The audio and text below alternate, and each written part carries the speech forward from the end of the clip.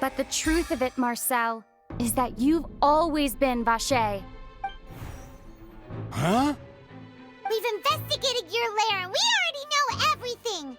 After your lover, Vignier, was dissolved, you kept abducting young women to experiment on the hopes of bringing her back to you!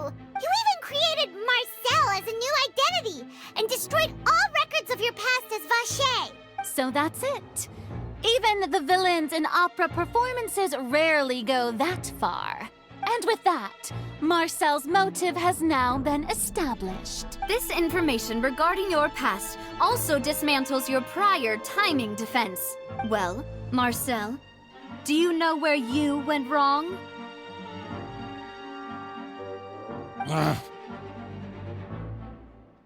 You fixated your gaze on the lover that passed away, instead of paying attention to the living people around you. So, you never noticed how we changed, or how we grew as individuals. You also never understood Boss's real expectations for his daughter.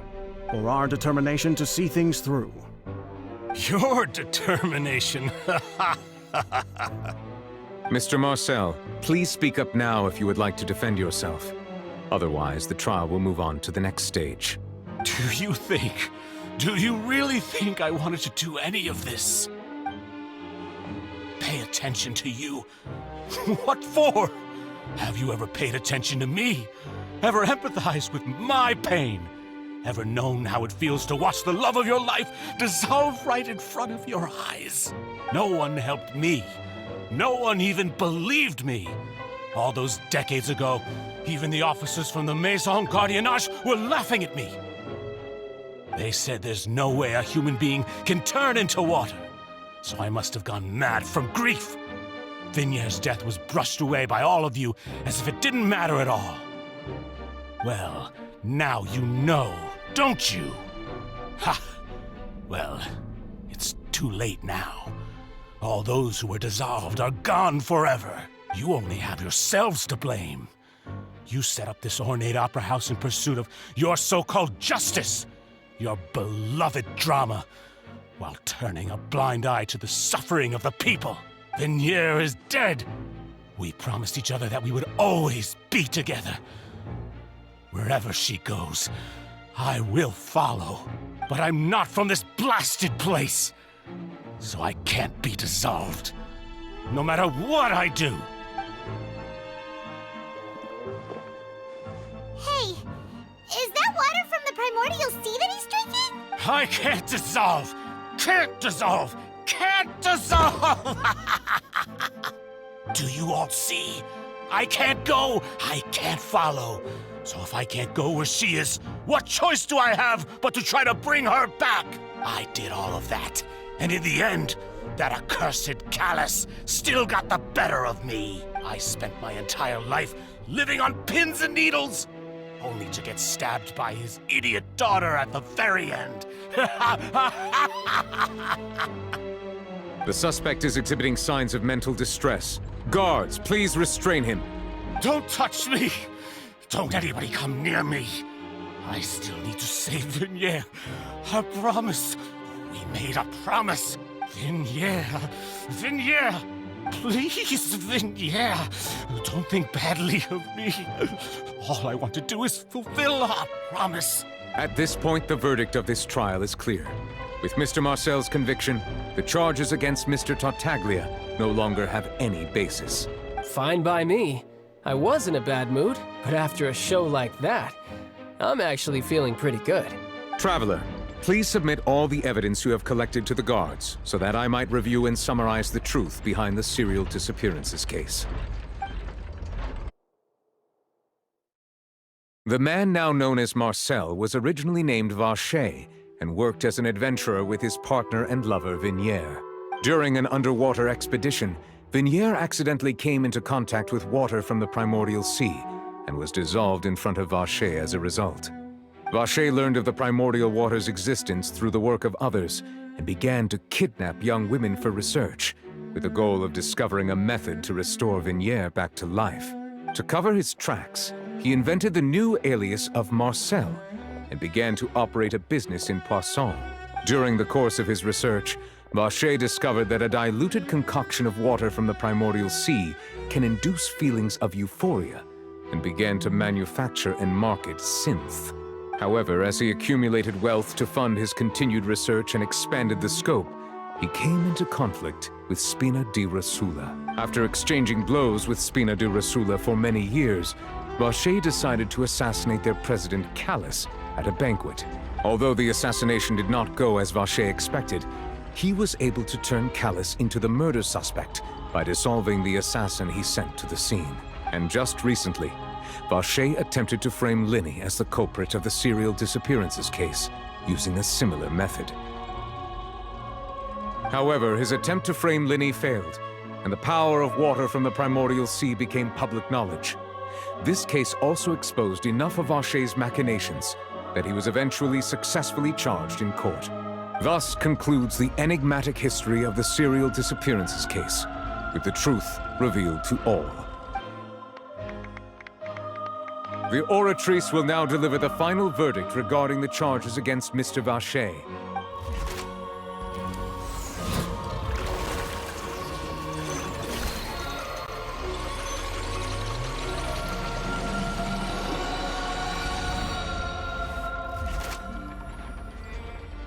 According to the judgment of the Oratrice Mécanique d'Analyse Cardinale, Mr. Vacher is guilty.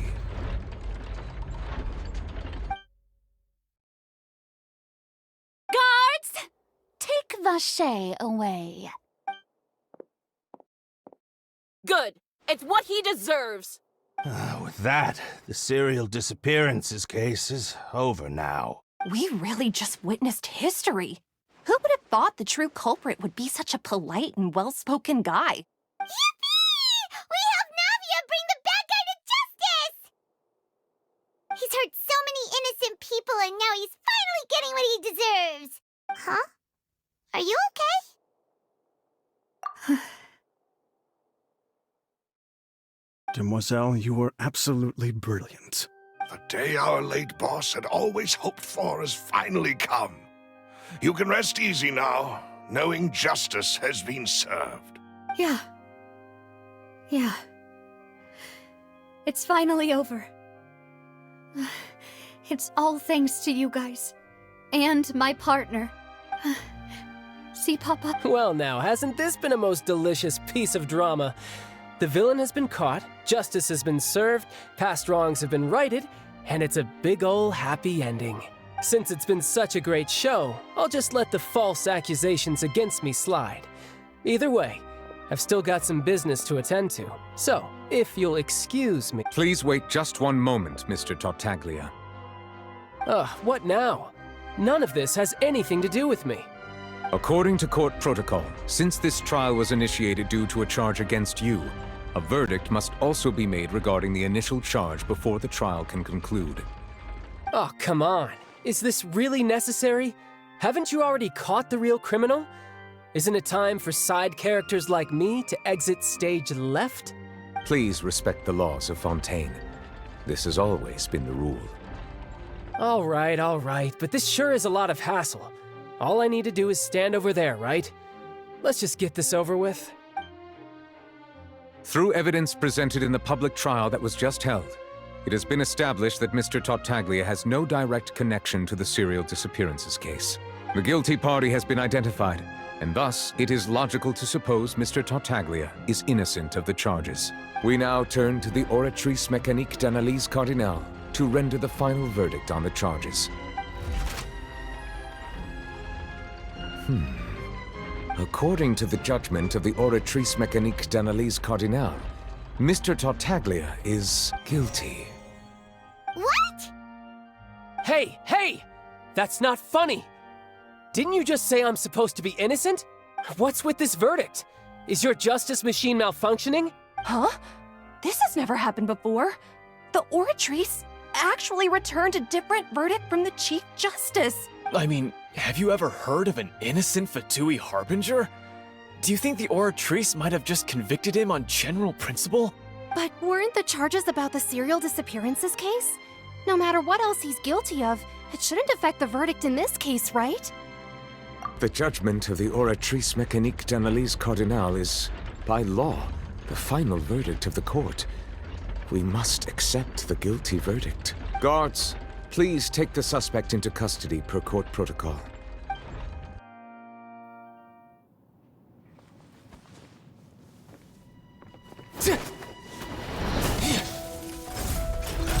So this is how justice is done in Fontaine. What a joke. You've got your rules. Well, I've got mine too!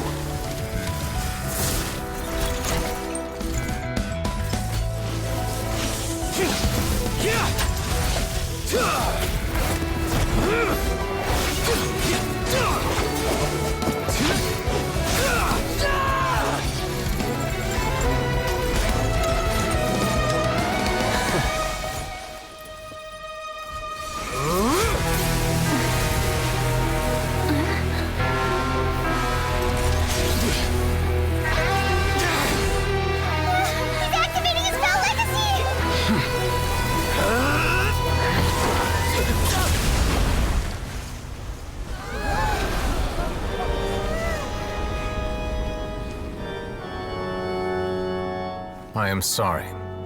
If you have been wronged, we will find the truth.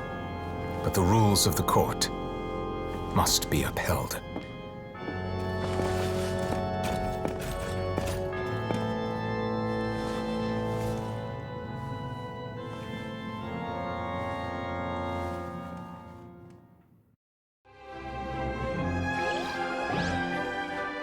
Hey, Monsieur Novelette, what's going on? Shouldn't they have been cleared already? Apologies. This is also the first time I've encountered such a situation. However, according to the rules established at the conception of Fontaine's court system, the Oratrice's judgment is the final verdict of the court. All I do is follow court procedure. As for why the Oratrice arrived at the conclusion it did, you should probably ask someone more knowledgeable than me.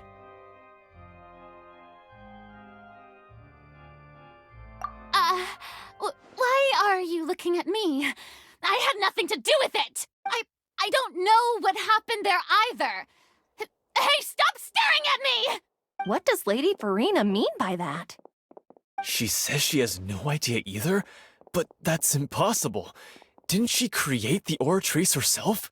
Yeah, so are the verdicts reliable or not? Can results like this really be called justice?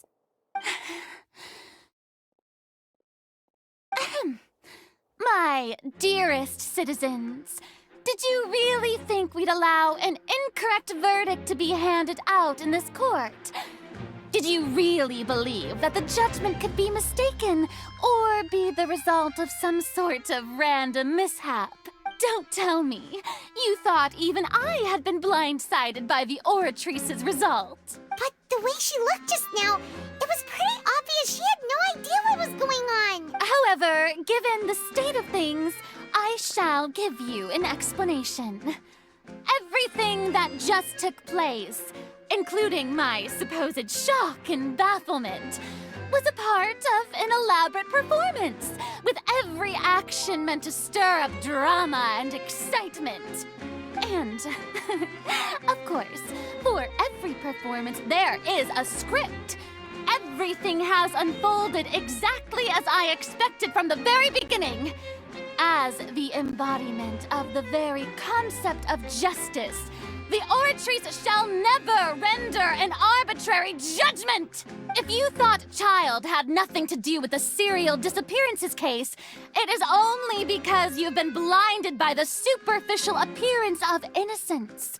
Everything he's done, not to mention the danger he poses, are beyond ordinary comprehension and completely unforgivable!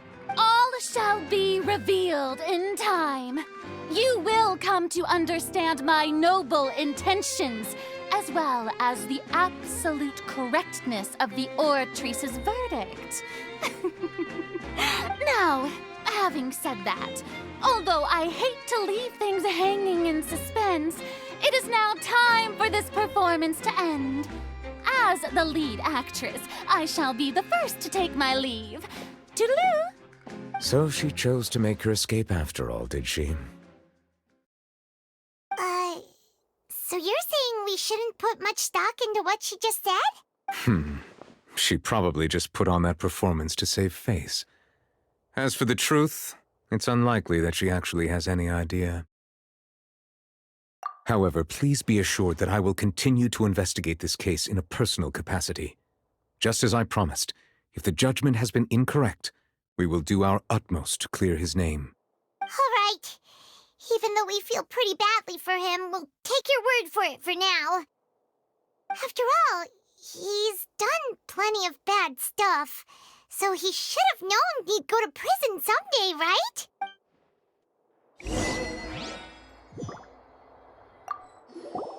Oh, Monsieur Nervalet! That power you showed when you took him down. Who are you really? I'm the Chief Justice of Fontaine, of course. If officers of the law lack the strength and capability to enforce it, then it makes a mockery of justice.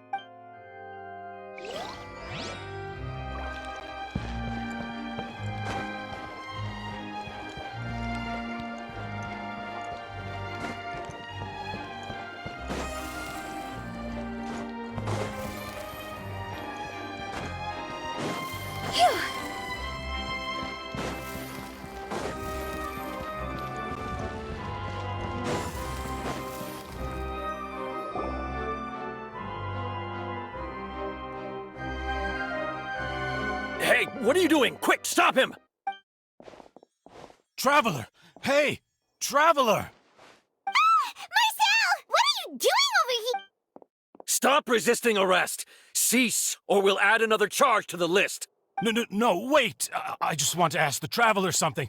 I'm not looking to run away. Please, just let me ask this one small thing. Go on. Thank you. I was being led away when I finally realized something. Where did you first hear the name Vacher?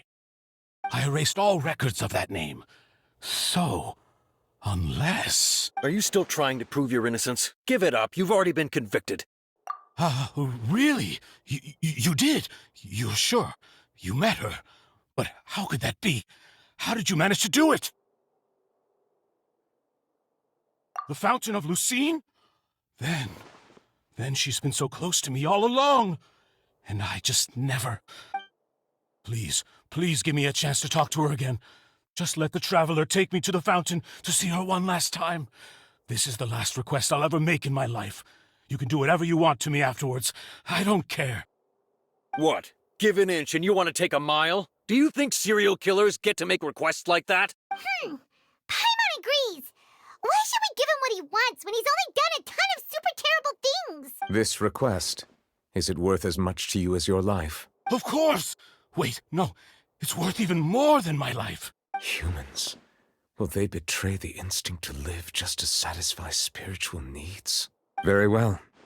I will grant your request. Your Honor, I fear that... I will go with him. You do not need to worry about any escape. In that case, I shall leave him in your most capable hands, Chief Justice. Thank you, Your Honor.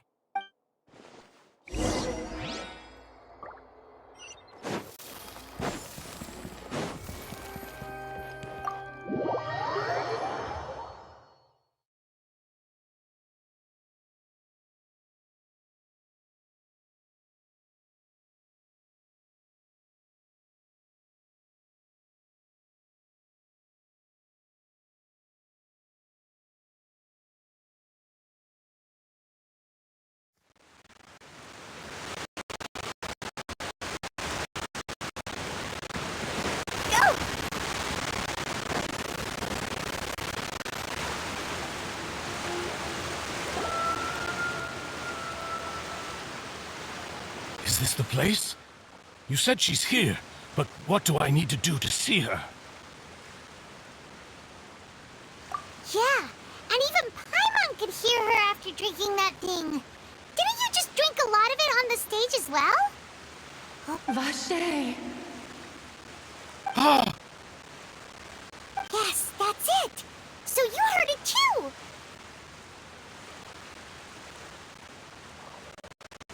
Vignier, it's me!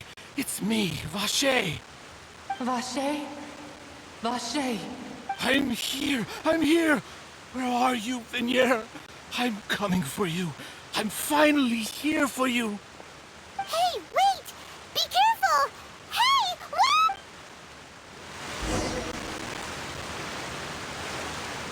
Vignier, is that you? It's me, Vache! Vignier! Vache? Why did you come? Didn't I say? You don't need to look for me. You look a lot older than I remember. How long has it been? It's been more than 20 years. I've suffered for over 20 years since the day you left.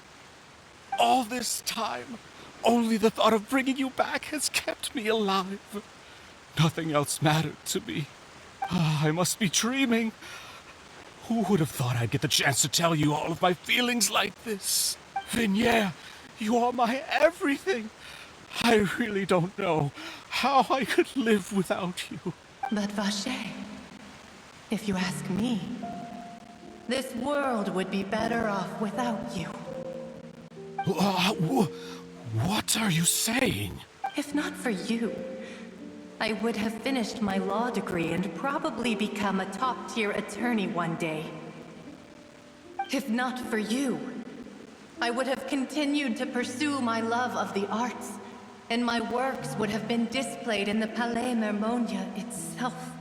If not for you, I would at least have been able to take care of my mother. And she would not have grown old and died alone, with nothing but the tears on her cheeks. It's all because of your selfishness, Vache. It's all because of you.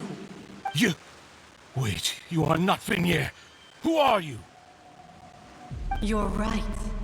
I am not Vignier. I am the sacrifices. Every woman who died by your hand, as our bodies dissolved, our consciousnesses flowed back to the primordial sea. Our thoughts circulated endlessly within the primordial sea, and we were no longer individuals. But we became one, just as streams of water come together in the sea. I'm Cressy. I'm Lemonade. I'm Azine. The only one I am not is Vignier. Why? But then, where is Vignier?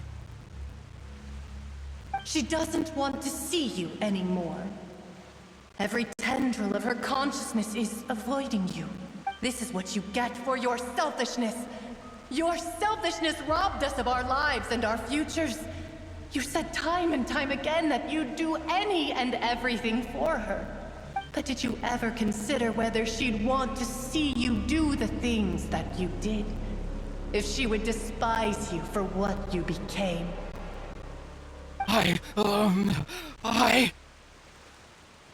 You are a liar, a heartless murderer, and a cowardly narcissist.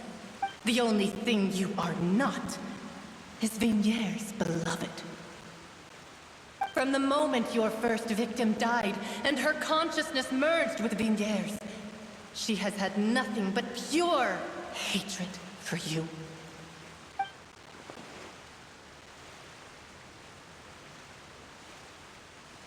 No! Vignier!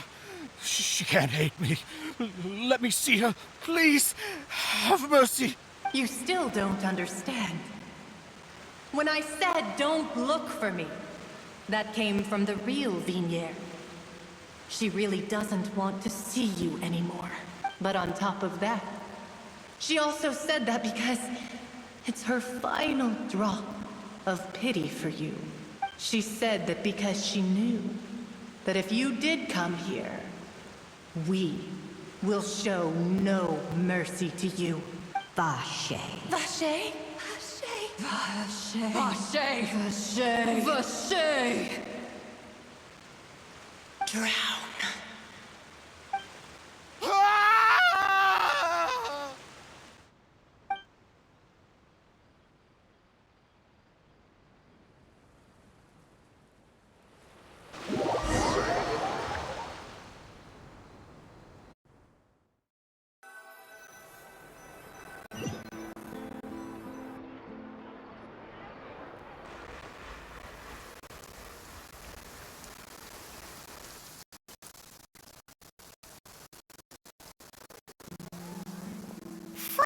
we have some time to do shopping.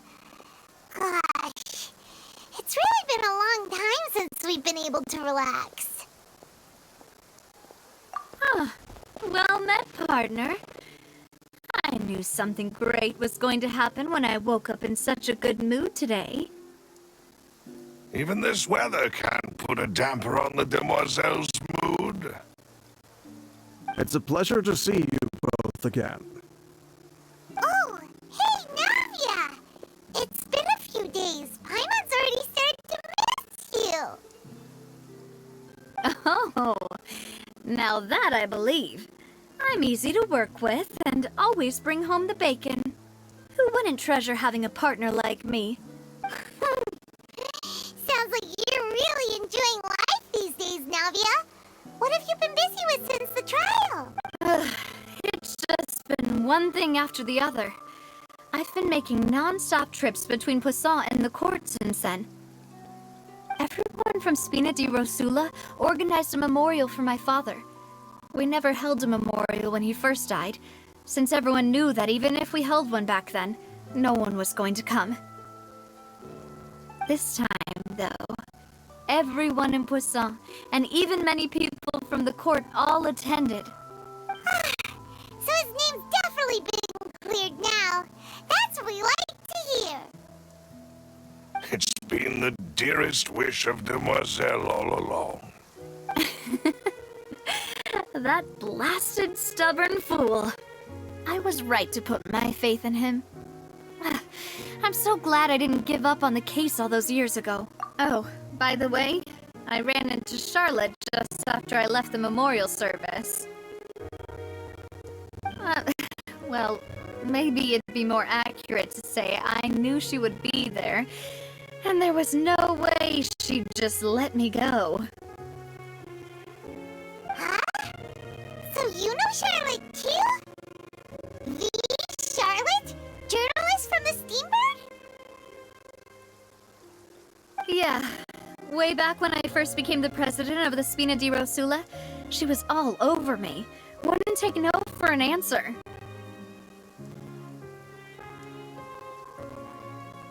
I believe the story was called The True Heart of Darkness. Secret Tales of the Yellow Rose. To be fair, though, it was a really flattering feature. So, we've been on pretty good terms ever since. She was trying to lean on our friendship to get me to do an exclusive piece on the serial disappearances case. Oh yeah, she told us about that. She's always been super interested in that case, so now her wishes finally come true too! Anyway, I told her to make sure that when she writes about you guys entering the opera house with the critical evidence, that you both sound really cool. Now that's another thing to look forward to. We trust Charlotte's skills with a pen for sure. Oh, and in other news, I also took Clarande out for a meal. Oh, are you two on better terms now? While you were investigating Vaché's headquarters, Clarande gave testimony on my father's behalf. It was thanks to her that we were able to turn the tide. I wanted to thank her. I mean, there's also no point in being awkward all the time, so we took the chance to reconcile with each other. Oh, that's great! Paimon also thought Clarande wasn't actually a bad person. It's always good to have more friends. Anyway, now that the case has finally been solved, perhaps it will slowly begin to fade from the public consciousness. Oh, actually, there's still one last thing I need to do. What is it? I should pay a visit to my father's grave and tell him the truth of what happened, as well as how it all ended. And on top of that, just how much people still look up to him to this day. That includes me, too. Miss Navia. Indeed. We want to go too! We also think Callus is a really admirable person. Sure thing. I'd like you two to share the moment with me. After all, without you, there might not have been such a positive ending. And in that case, everyone, let's be off. Considering the recent weather, we'll be lucky if we can reach Poisson before dark. Yeah, you're right. It's been raining non-stop for a few days now.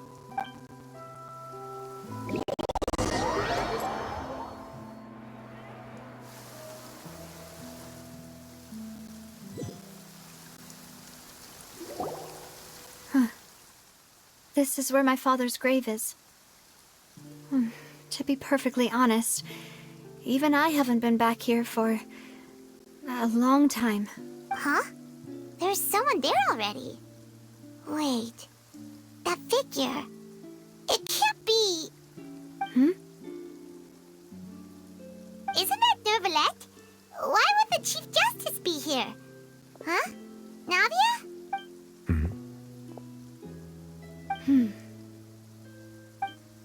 My apologies. I should have asked before coming to pay my respects. Don't say that. Sorry about that. Oh, I was trying to say there's no need for you to apologize. I wanted to show my father how much I've grown. But still, I doubt I've grown to the point that even the Chief Justice would feel compelled to apologize to me over and over. In that case, I will stop apologizing for now. You really could use some pointers on understanding human emotions, Monsieur Neuvillette. In any case, why did you come to Poisson? Well, ever since that day, I've been turning a question over and over in my head. Just what is justice anyway? There was once a time when I didn't want to believe that there could be anything more important to humans than life itself. Oh, rather than that, it's probably more truthful to say I didn't believe humans were capable of resisting the most basic instinct of living things. That they could rebel against their own nature, or consider certain things to be more important than their own lives. Which is also why I didn't stop your father from beginning that fateful duel. I believed that a truly innocent man would never throw away his life like that. That there was nothing, should have been nothing more important than one's own continued survival. But Mr. Callis proved me utterly and decisively wrong. If not for his sacrifice, the serial disappearances case would have remained unsolved to this day. Mr. Callis made the choice he did for his daughter, for his associates, and for many people completely unrelated to him. And in the end, from a certain perspective, one could say that he did it all for the sake of justice. A justice that's higher than life itself. So, you asked me why I came here. I just wanted to say my apologies to Mr. Callis in person. I should have noticed all of this much sooner. This regret has filled me with a sadness that has haunted me for days. That high and mighty chair in the Opera Epiclese indeed insulates one from many important things. Spina di Rosula, thank you so much for your hard work and perseverance. I'm sorry for being mad at you before. So, you're actually one of those types that's cold on the outside, but pretty thoughtful on the inside, huh? That reminds me of Silver, one of my guys. Sorry about that. Self-expression is not one of my strong suits. Didn't I just say you don't need to apologize? So Navia and Neuvillette seem to have made their peace as well. Let's not disturb them for now. We can wait till after they're done.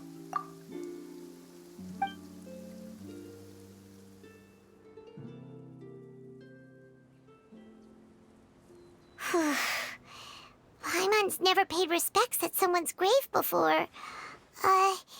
Did Paimon do anything rude there? Huh? Oh, Paimon didn't know that was a thing. But Paimon doesn't know what she would do if she can't fly. Oh no. Paimon hopes Miss Navia won't be too mad. Anyway, Neuvillette is still standing around there. It's not often that we can catch him alone like this, so why don't we go talk to him for a bit? If we can't talk to Lady Farina, we can at least talk to him, right?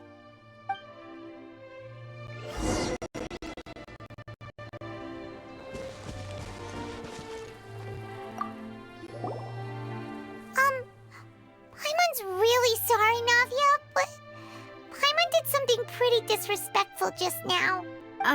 What are you saying, Paimon? I don't think I get it. Well, aren't you not supposed to fly around someone's grave? Huh? Who told you that?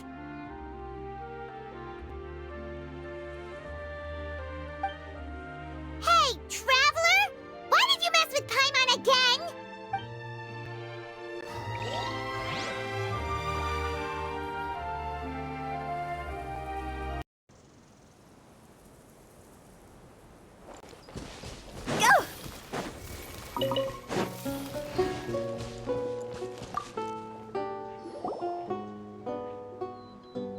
Oh, it's you two. Did Miss Navia invite you to come pay your respects to her father? Mm-hmm. We ran into Navia on the streets today, so we just followed her here. I see, I see. Then is there something that I can help you with? Well, it's pretty hard to run into you like this since you're usually super busy. So we figured we could try to ask you a few questions, if that's okay. Please feel free. Though outsiders, you helped us solve one of the greatest mysteries in Fontaine, and it would be my pleasure to return the favor. So, at court, the bad guys referred to that special water as water from the primordial sea, but what is it really? Truthfully, that name is already quite accurate. I can only surmise that Vacher and his ilk only learned of its nature and existence after extensive research. There used to be a special sea on the surface of this planet. The nature of its seawater was rather different from that of the sea we know today. Most of Tevat's life forms were first born in that special sea. You could say it nurtured much of the life on this planet. Huh. So it really was where everything began. It makes sense to call it primordial then. But today, the primordial sea no longer exists on the planet's surface. What Vacher discovered must have been some kind of special case, or a remnant from a truly ancient age. Huh. So that's how it is. Oh, you really know everything, Monsieur Neuvillette. But if that's the case, then why would people, at least people from Fontaine, dissolve in that kind of water? Indeed. Why would the primordial sea, which was known to engender and nurture life, suddenly reverse itself and devour life instead? To be frank, that also doesn't match my understanding of this world and its laws. There must still be some unknown secrets around the people of this land. Is there anything else you'd like to ask me about?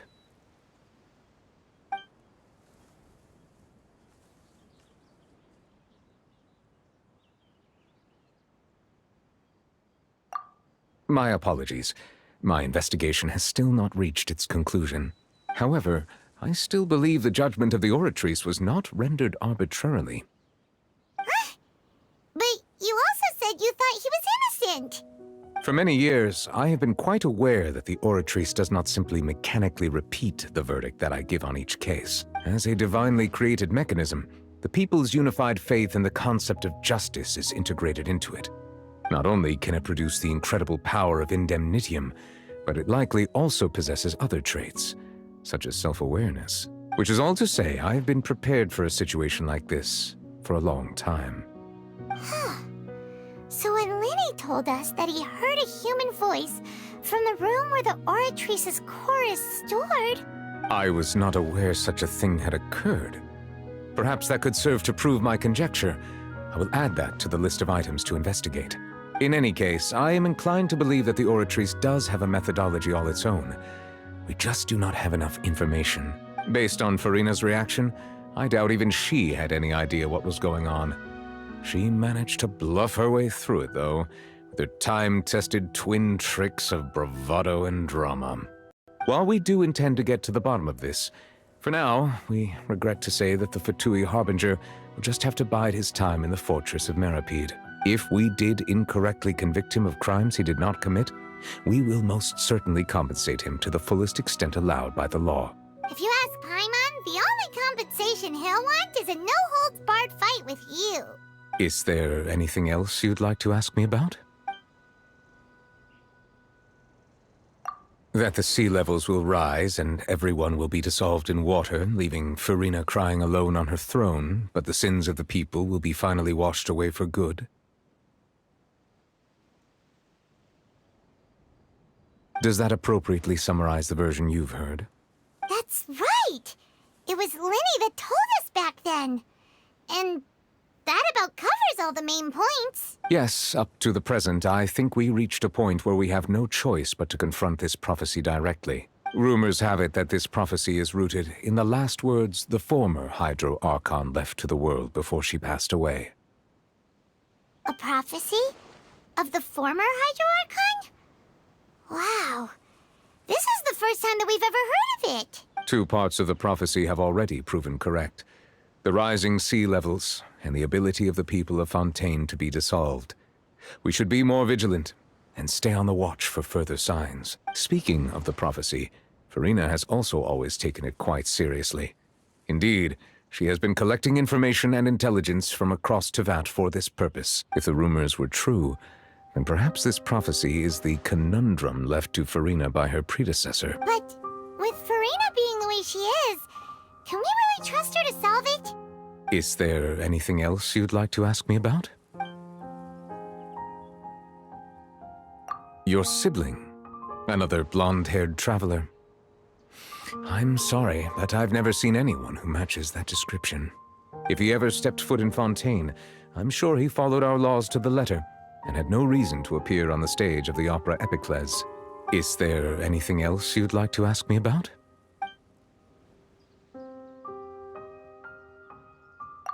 Very well. It was my honor to provide you with what answers I could. I very much enjoyed conversing with you. It will soon be time for me to leave this blissful tranquility behind and return to Palais Memoria. You really are super busy, Monsieur Neuvillette. Paimon thought you only came here to pay your respects today because you had the day off. Crime and villainy do not have the day off, and so justice must work around the clock as well. This is merely the nature of a justice's work. All right, you've got a point. Huh? Paimon just noticed that the rain has stopped.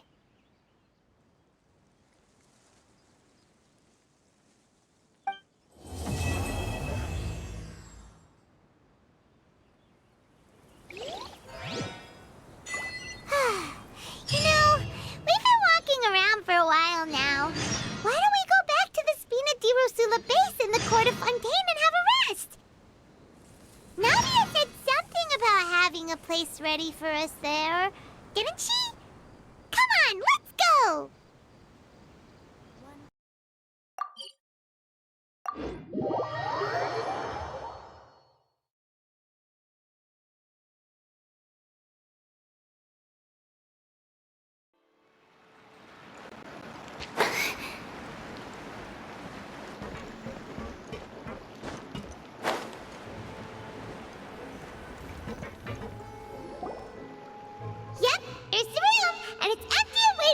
As promised.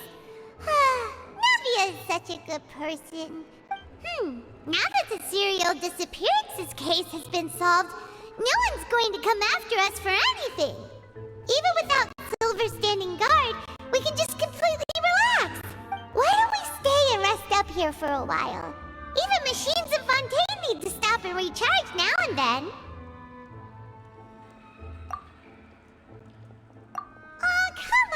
This place isn't that bad. Besides, how often do we get to stay in an actual base? Oh, fine. Remember that detective story Paimon read before? Well, the author is about to release a new book, so Paimon wanted to buy it as soon as it came out and have a quiet place to read it. Yippee! Then it's agreed. Come on, let's get some sleep. We'll need to be up first thing in the morning to get in line and buy a copy.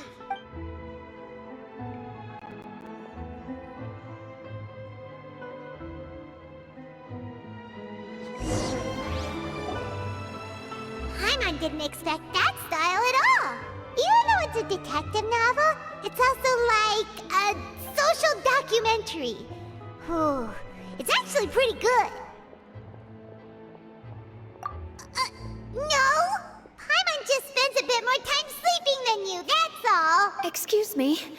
but do you know if the Traveler and Paimon are lodging here? Huh? Who are you? Paimon doesn't recall seeing you before. Wait, you're not here to give us trouble, are you? A blonde traveler and a chatty little fairy. Whew, looks like I found the place. Good thing I asked the Spina di Rosula. Seems they sent me the right way. Hey, what do you mean by chatty? Paimon's always careful not to talk too much. Most of the time, anyway. It's an honor to meet you both. I was sent from the Palais Mermonia. Monsieur Nourilette wishes to see you. It seems he has something important to discuss in person. Nourilette? He wants to see us again already? Huh. We talked so much the last time we met. Has something happened since then? I am not privy to the details. It would be best if you came to the Palais Mermonia and asked Monsieur Nourilette in person. If you say so, but Paimon has a bad feeling about this. Now that I've delivered the message, I'll take my leave. Thanks! We haven't left the room for a few days, so we'll head over once we've freshened up a bit.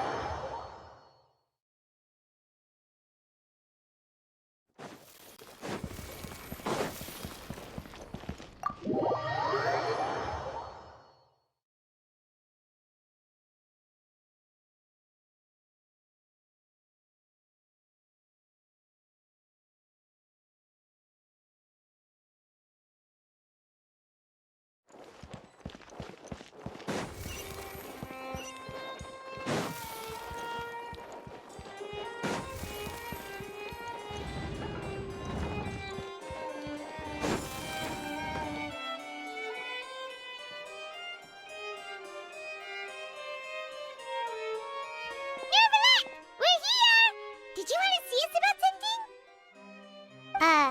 Huh? Why were you just standing there? You daydreaming or thinking something over? Yes, I did send someone to fetch you. But as for what I'd like to discuss next, well, I still have some reservations. Given that we've already made the trip here, you should just tell us. Bet you need us to help you with something, right? I do indeed have something I'd like to ask you to do. However, you should wait until after I tell you the details, then decide for yourselves whether you'd like to help or not. The situation is this. If I'm understanding you correctly, the Snezhnayan Harbinger known as the Knave has essentially requested a diplomatic meeting with you, correct? I heard that she was originally from Fontaine, but for her to suddenly arrive here and abruptly request such a meeting like this, I sincerely advise you to refuse her invitation outright.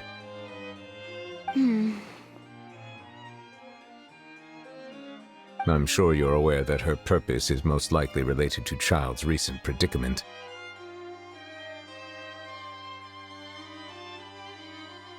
We convicted one of the Snezhnayan Harbingers in a court of law, but we have yet to provide any form of detailed report on the matter.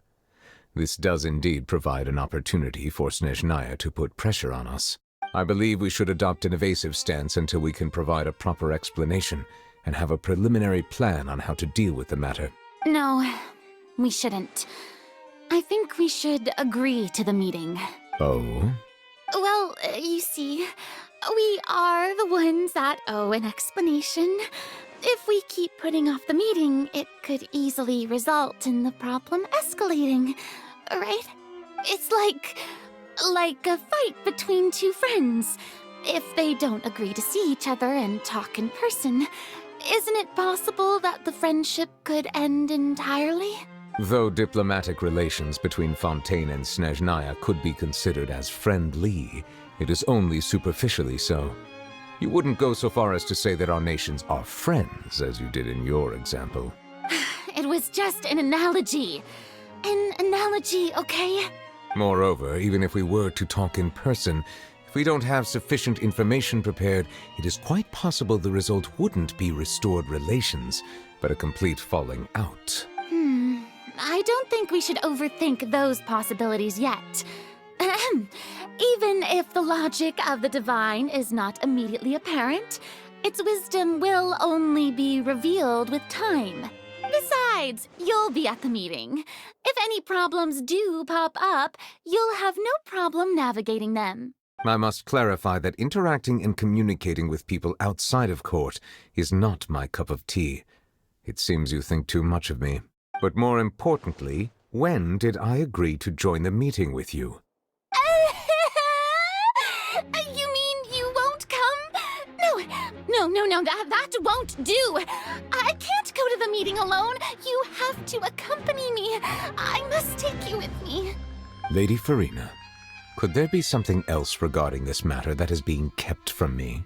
No, not at all. Look, I am the Hydro Archon of Fontaine, Focalor, the god of justice who is loved and adored by many. So I only hope that justice will be served in this matter. Don't overthink it. I'll go find someone to arrange the meeting.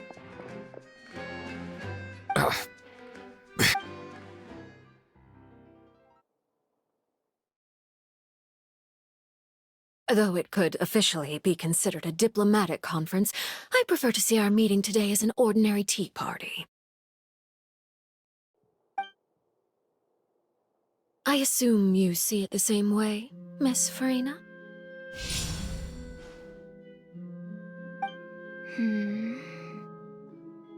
Lady Farina? Yes, that's right. Just like you said, a tea party. I should thank you for providing the pastries. They look delectable.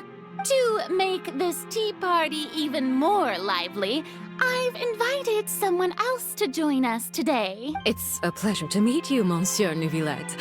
I was born in Fontaine, so naturally, there's no need to introduce the nation's revered Eudex to me. Hello.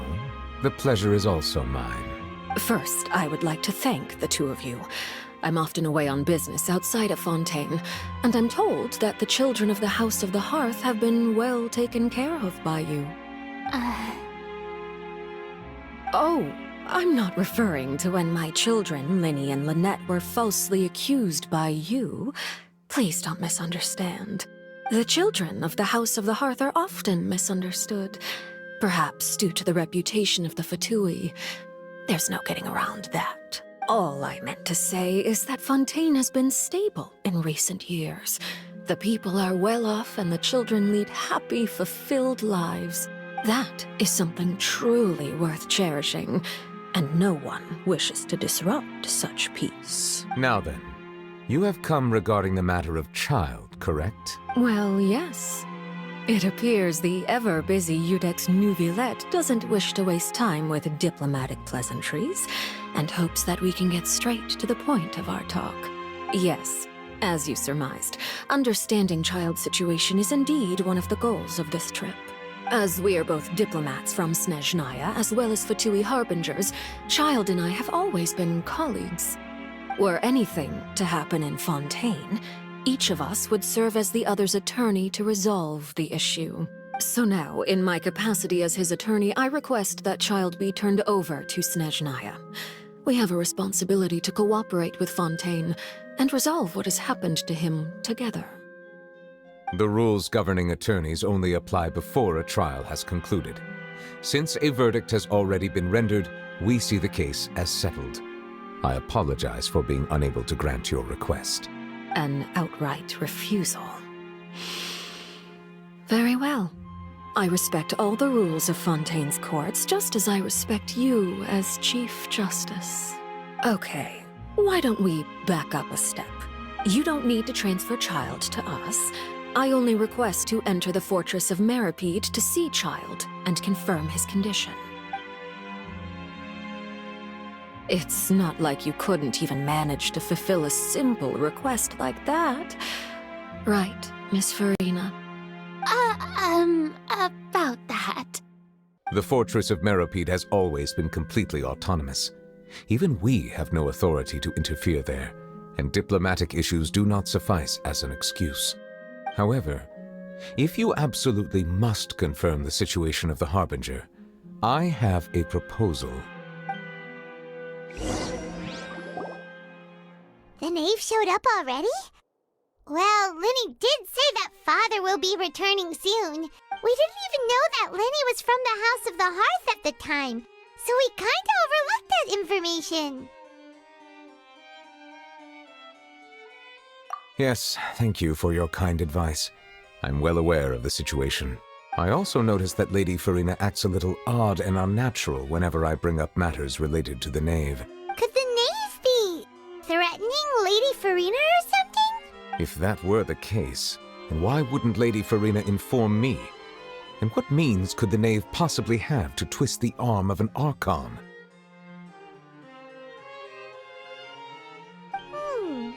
So maybe that's not very likely.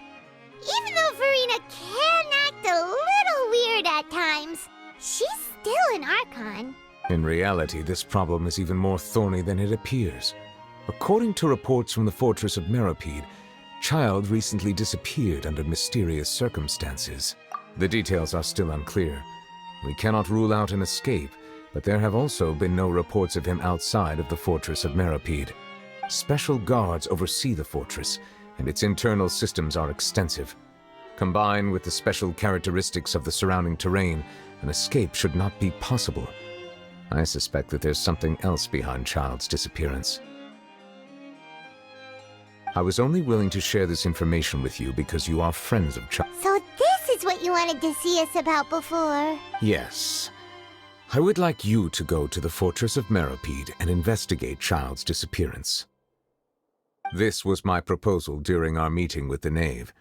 Rather than allowing her to intervene, I offered to send someone to find out about Child's situation and report back to her in detail. The Knave did not seem satisfied by my proposal, but she still agreed to go along with it for the time being. Her words were, "We will talk more once we have that report." So that means we bought ourselves some time.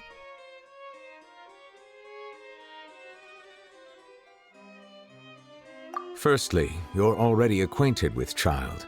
Your eyes may discern relevant details there that others would miss. And secondly, is the consideration of the unique nature of the Fortress of Meropide. Isn't it just Fontaine's prison? I would not define it so crudely. The Fortress of Meropide is not affiliated with the court system of Fontaine on paper. It has always existed as an autonomous entity. Early in Fontaine's history, criminals were punished with exile, not imprisonment.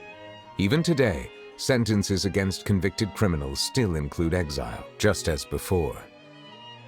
The Fortress of Meropide may seem like a prison, but it should in fact be regarded as a gathering place for exiles. All we do is dispatch guards to keep watch and help maintain security, but we have no right to get involved with any other matters. Although I do have a personal relationship with the administrator there, neither myself nor the courts have the right to be directly involved with the investigation, no matter how serious the grounds. Oh, Paimon gets it now. That's why you need us to conduct our own investigation as a third party, right? Correct. I will arrange false charges against you so that you may secretly investigate inside the fortress during your detention. This will save us a lot of unnecessary trouble. So, are you two willing to accept my proposal? Yeah, no matter how you look at it, it seems we're the best choice. Alright, we hereby accept this difficult task. Reluctantly. You two have my sincere thanks. This matter is of critical importance to Fontaine's current situation. Also, I hope that both of you can keep this operation a secret. We will rendezvous at the Fortress of Meropide's entrance on Erenius once you've prepared yourselves. I will arrange for someone to take you inside. Prepared ourselves? Is there something we need to prepare? Perhaps you could enjoy a good meal and have a nice bath. I'm afraid that living conditions inside the fortress are nothing like those on the outside world. Oh, right! Even though we'll be there on trumped-up charges, we'll be in prison for real. On second thought, is it too late to back out?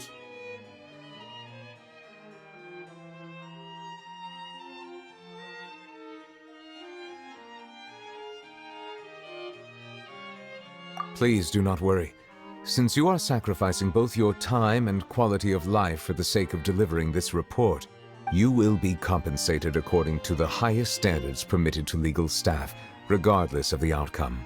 Now that's more like it! Come on, Traveler, let's go eat the best meal we can find! We'll eat so much that we won't need to eat another meal for a whole month! Your treat! Are you leaving now? In that case, please take this cake as a token of my personal gratitude.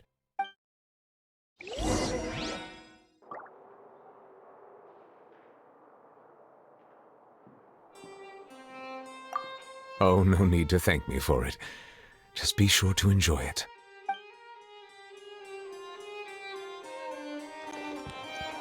Huh?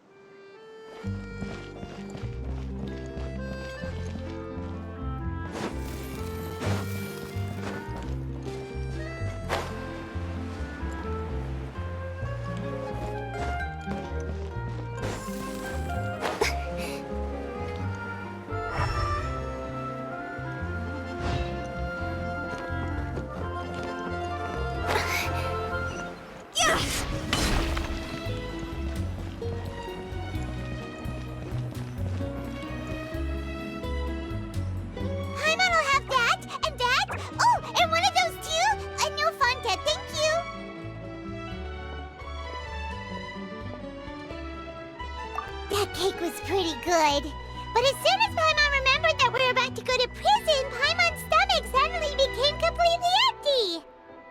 Now that Paimon thinks about it, we've always been super careful ever since we arrived in Fontaine, just to avoid breaking any strange laws here. But here we are, about to willingly send ourselves off to the fortress of Meropide. Maybe this is what they call fate. Let's just try our best to investigate everything quickly once we get there. Paimon doesn't want to stay in prison too long. Oh, what is that I hear? Is it the taste of a breaking story? Hey! You can't hear a taste! And what are you doing here, Charlotte?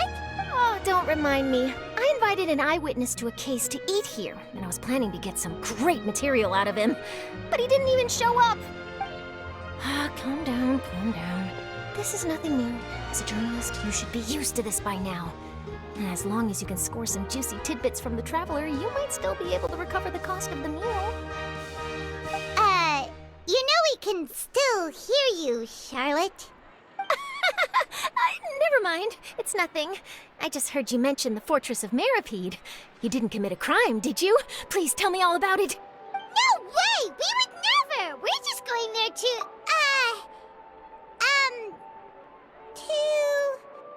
Oh no, Paimon almost forgot that Neuvillette told us to keep it a secret!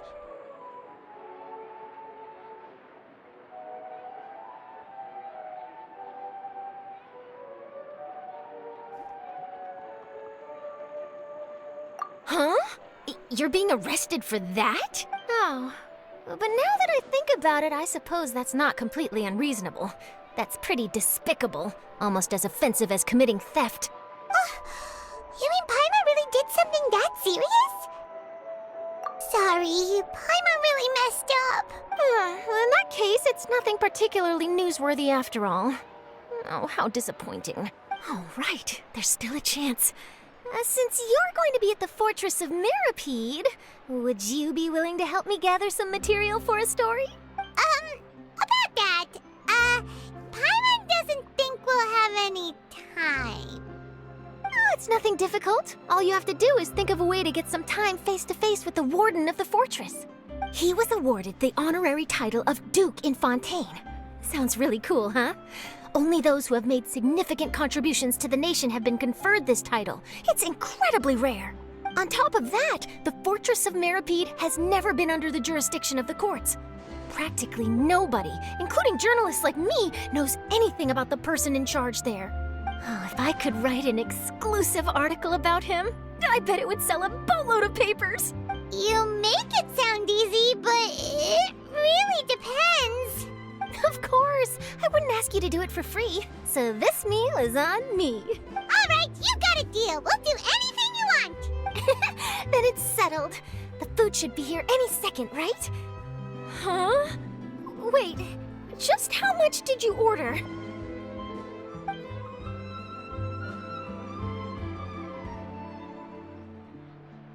Oh, Paimon's so full.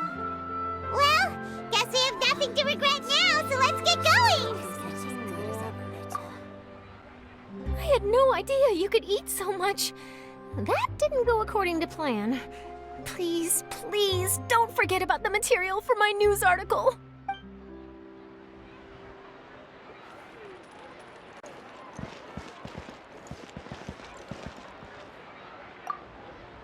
I had no idea you could eat so much. That didn't go according to plan. Please, please, don't forget about the material for my news article.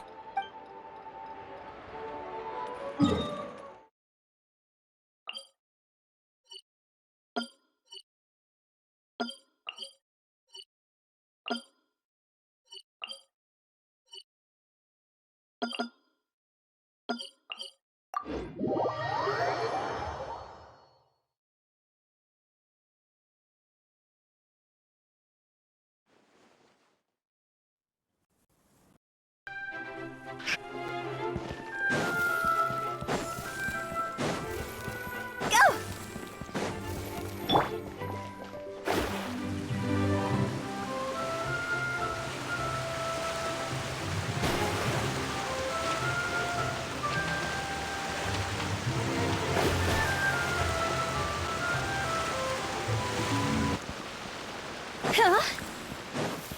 Go! Phew! Go!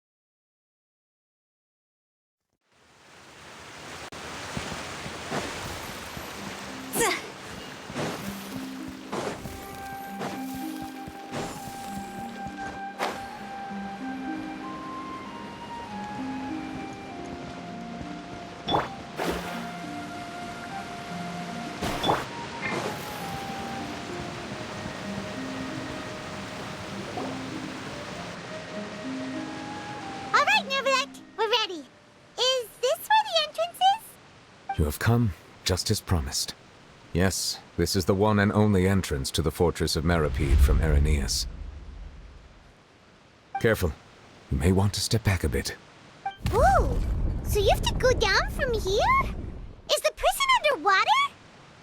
Utilizing both the barrier of the water as well as the fear humans have of the depths, the fortress of Meripede is naturally the perfect place to confine and guard criminals. But do not worry. It is not nearly as frightening inside as you may think. You will see for yourselves once you are down there. Paimon hopes you're right.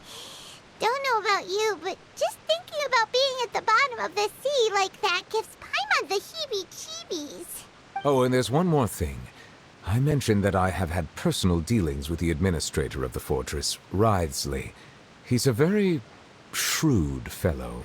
Yeah, we heard about him too. He's that Duke, right? Correct. He is the highest-ranking manager of the underwater prison.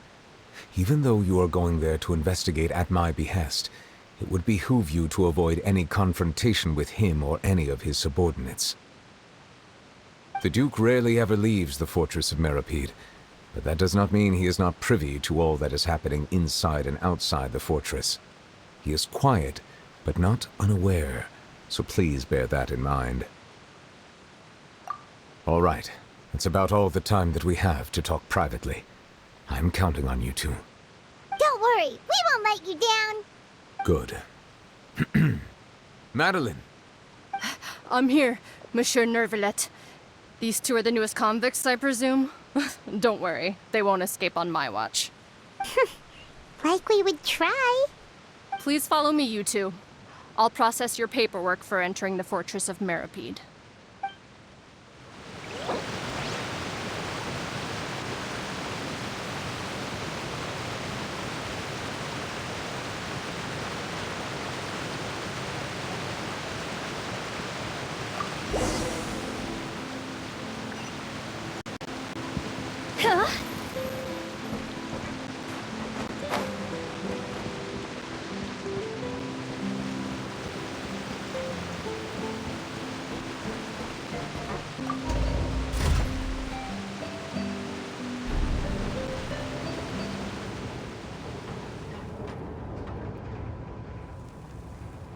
Are we already underwater now? Huh. So this is what it feels like to be a criminal in Fontaine. You two seem to be taking this pretty well. It's rare to see convicts in such a good mood. Toodaloo.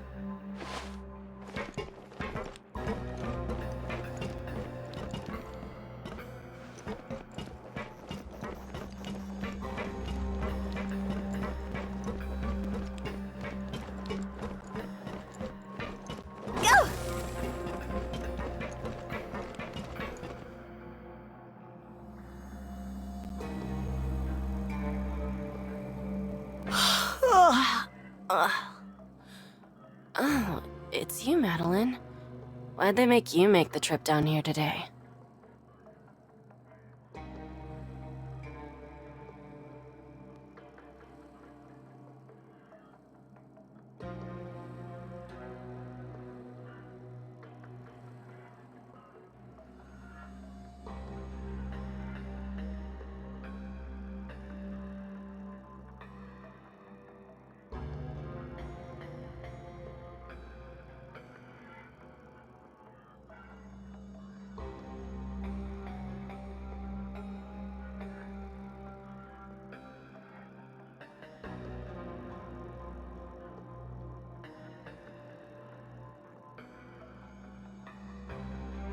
Monsieur Nervalet personally requested I escort these two convicts. I suppose he was concerned others might not be up to the task. Well now, aren't you the lucky one? Must be nice to be on good terms with the big shots like the Chief Justice. The only people I get to see every day are the new inmates. Well, have you tried service with a smile? Who knows, it might help your professional reputation. Yeah, right. As if. Every criminal comes through here looking miserable. How can I smile with such a toxic work environment? And even if I did smile at them, the convicts would probably just think that I'm some freak getting some kind of twisted enjoyment from their pain. Oh, she's got a point. Well, I've finished transferring you. You two will register here, and Marette will guide you through the remaining procedures. Yep, I'll take it from here.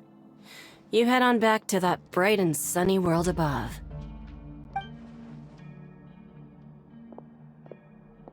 Okay, let me see. You are the Traveler and Paimon, correct?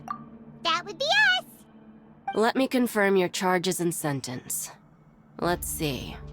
You two are charged with eating a cake specially prepared for the Archon by a Snezhnayan envoy without the Archon's permission, thereby incapacitating the political center of Fontaine for a brief period.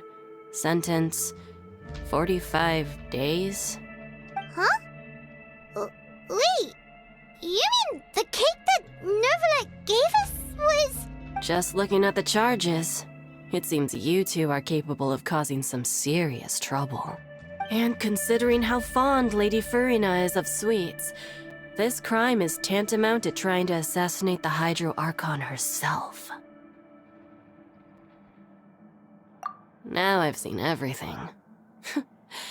Anyway, we still need to finish processing you before you can enter the Fortress of Meripede. Please stand in front of the board over there. I'll take your mugshots with my camera. Oh, all right. But be sure to catch Paimon's good side.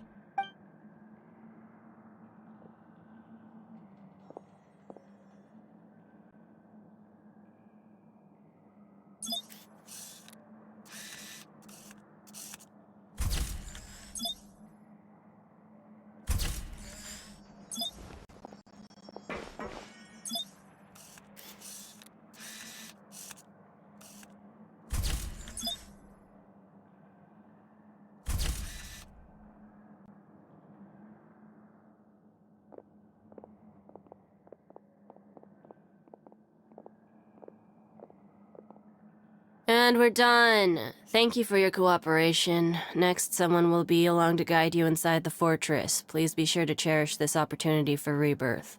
Huh? Rebirth?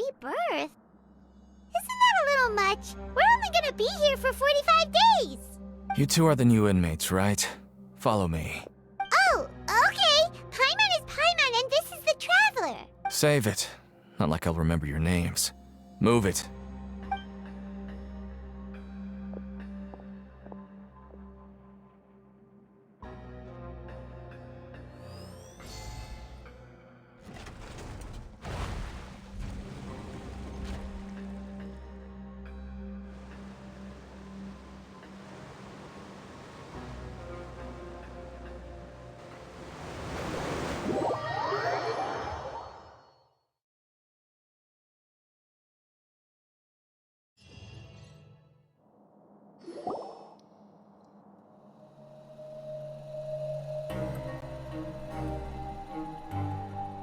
So, are you one of the guards here? Is there anything we should be careful of while we're here?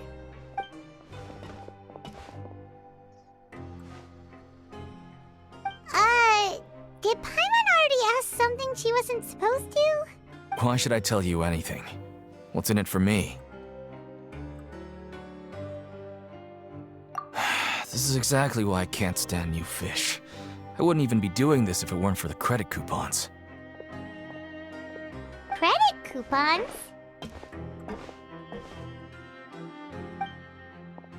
Alright, seeing as you're not the annoying kind that's getting dragged in here crying and blubbering, I guess I can tell you a few things. But next time, it'll cost you some coupons. Mora means nothing here. Here, we use credit coupons. Coupons can get you almost anything in the Fortress of Meripede. Desires? Fulfilled. You want power? No problem. Coupons can even change fate itself. So, credit coupons are a currency that can only be used here?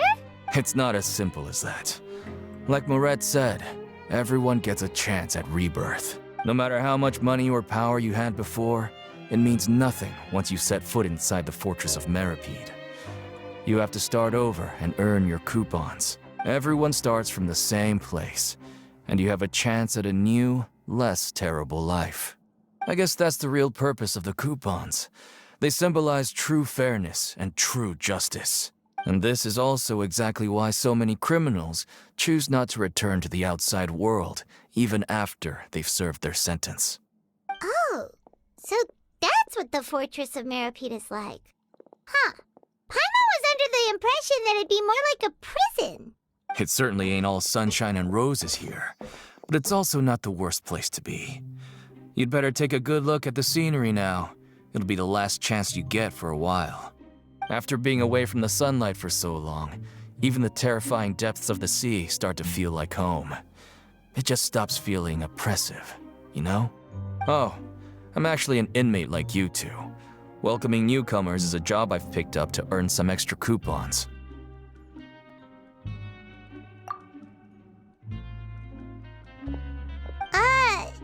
Why aren't you answering us again? I've told you enough for free. Any more info is gonna cost you. So all you care about is Mora! Wait, no. Coupons? Almost there. It's down through here. Your turn to give it a try.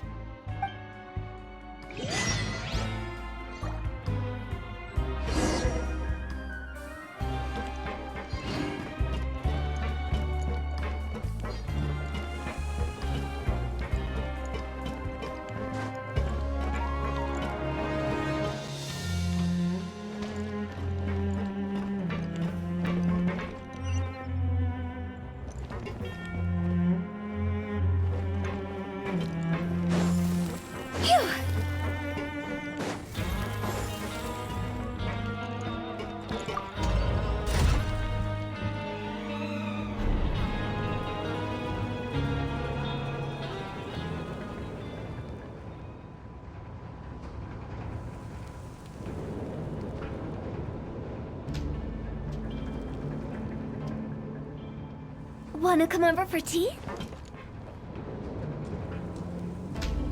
So, we're going even deeper now? Just how deep down are we?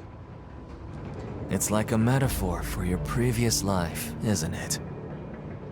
Our lives weren't that bad.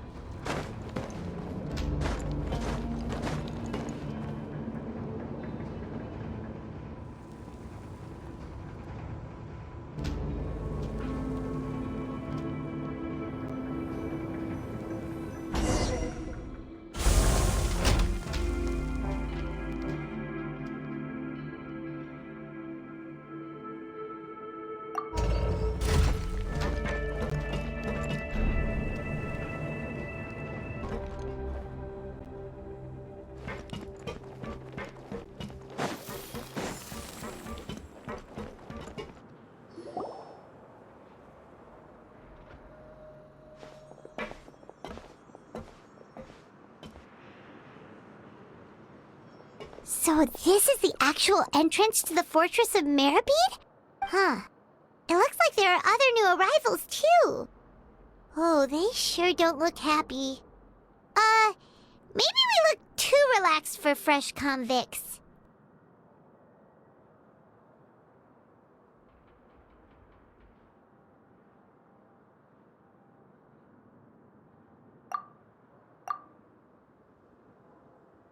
Oh, right. We're on someone else's territory now. We need to think of a good way to act like criminals to get by. If we're discovered, even Neuvillette might not be able to rescue us.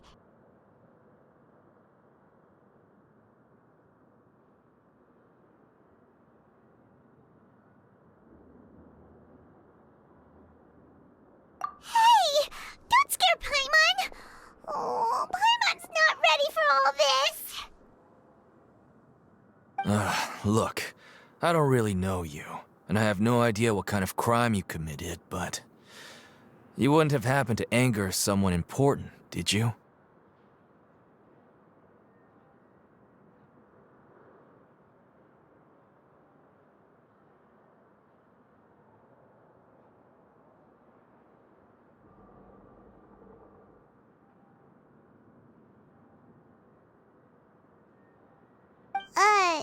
Someone important? Paimon doesn't think so.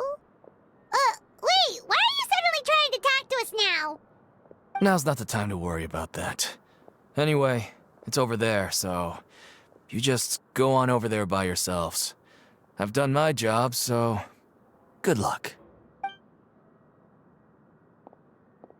What was that all about? Wait a second. Are there usually so many garter mechs around here? They're already onto us? Prisoners numbers 7459 and 7560. Welcome.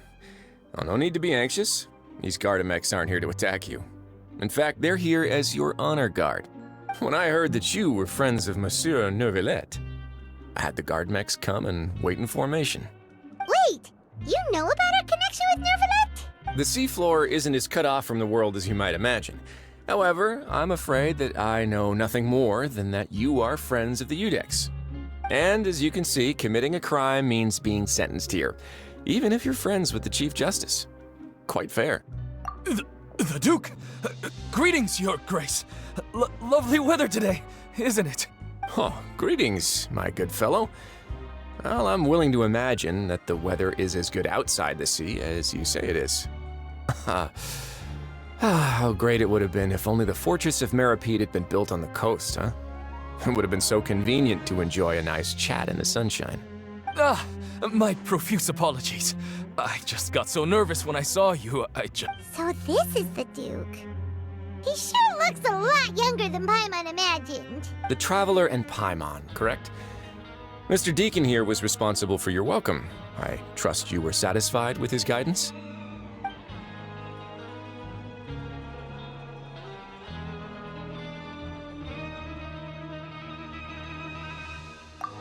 I see. In that case, I regret to announce that Deacon here has just missed the best opportunity in his prison career to be promoted. I admit that I was only thinking about the coupons. I'm sorry to have disappointed you, Your Grace. I once hoped for a chance to do some higher-level work. I had no idea you two were big shots who were worthy of speaking with His Grace. Losing out on such a big opportunity because I couldn't see past my own nose. Plenty of time ahead, Deacon. There'll be more opportunities. Well, I believe that concludes the introductions. We've already taken enough time here. Deacon, if you would.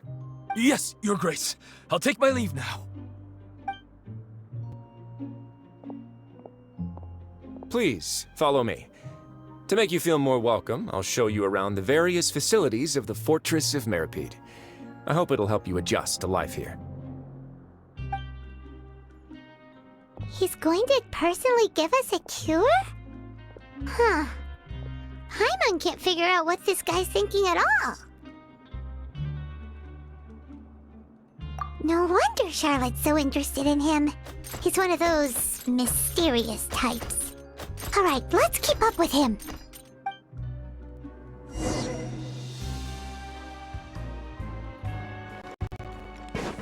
Go! Huh? Go!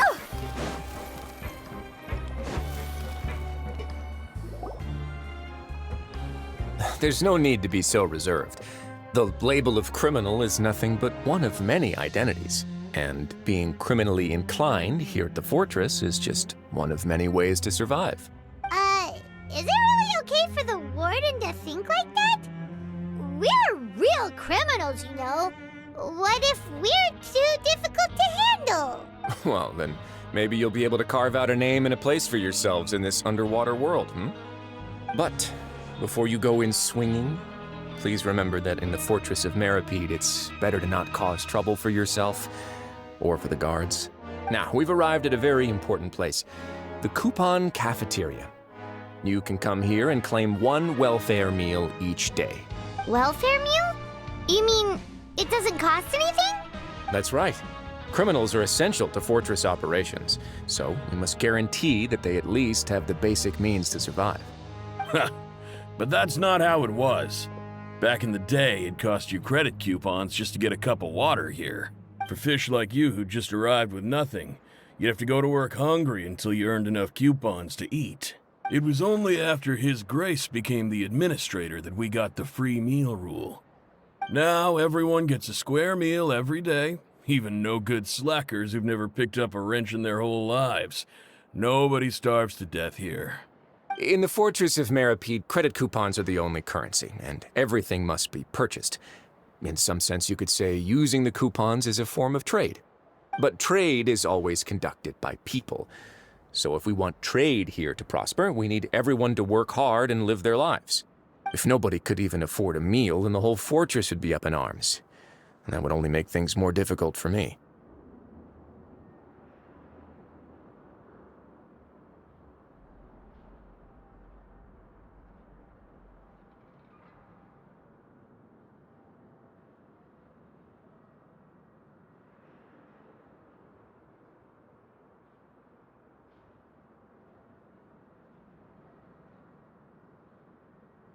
So, rather than saying that we're giving everyone a free meal here, you should say that everyone's hard work has improved the living conditions in the Fortress of Meripede. Your Grace's reasoning is correct, but what I said is also true. Whatever the case, hard work is rewarded here. You'd be hard-pressed to find anywhere else as fair and reasonable. Right! Paimon sees your point. By that logic, this place doesn't seem so bad after all. Oh, wait, no. We shouldn't drop our guard so quickly. But it seems the inmates really respect the Duke because of his attitude, right? We should still try to verify the truth with our own eyes. Let's continue this way.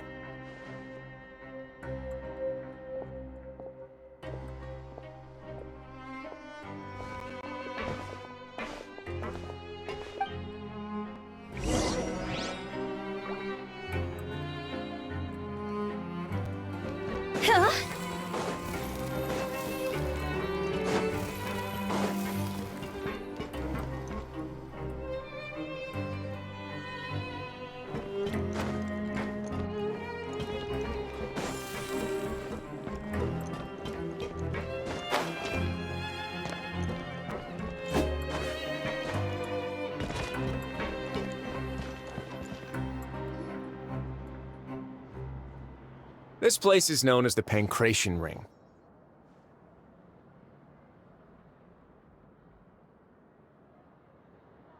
Sometimes we have criminals who have more energy than they know what to do with. Their daily work alone isn't enough of an outlet for them. So, instead of leaving them to their own devices, we've provided them with this dedicated venue. This way, nobody... Pancration matches? And you can earn extra coupons? Oh, what do you think, traveler? Interested? But I must warn you that your sentence will be extended if you fail to restrain yourself and end up seriously injuring or killing your opponent. So, did you set this place up too? No, actually. I just granted approval for the organizer to use this area to build the ring, and I collect a portion of the proceeds in return. Of course, the fees are also quite useful. Oh. Do you mind if we ask what they're used for? Sure. Ensuring personal safety, maintaining the arena, and resolving any conflicts that arise. Why? Are you interested in how to manage a pancration ring? Oh, no. Paimon was just wondering if that's how you paid for everyone's welfare meals. A reasonable guess. I see you have a talent for entrepreneurship. Oh, you hear that? Paimon has a talent! So we can start a business here? That is something you can discuss between yourselves later. Let's move on for now.